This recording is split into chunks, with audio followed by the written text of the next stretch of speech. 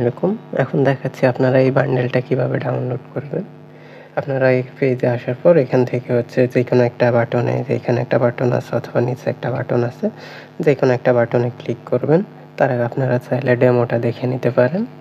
তো এখানে বাটনে ক্লিক করার পর এখানে হচ্ছে এরকম একটা পেজ আসবে।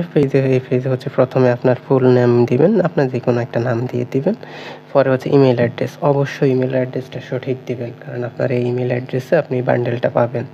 তো আপনি আপনার যে সঠিক ইমেল অ্যাড্রেসটা ওটা লিখে দিবেন, আর হচ্ছে আপনার মোবাইল নাম্বারটা দিয়ে দিবেন। দিয়ে দেওয়ার পর এখানে সাবমিট বাটনে ক্লিক করবেন।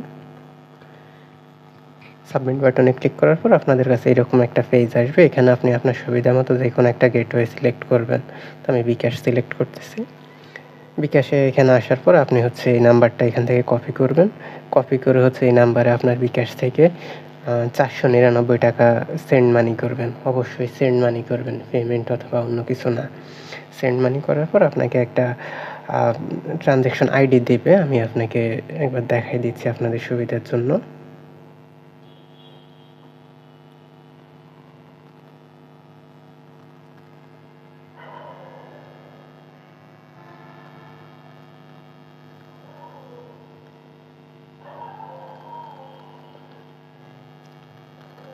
এই যে এখানে দেখেন, এই যে নিচে একটা লেখা আছে যে ট্রানজ্যাকশন আইডি, এরকম একটা আইডি আপনি এখানে দিয়ে দিবেন।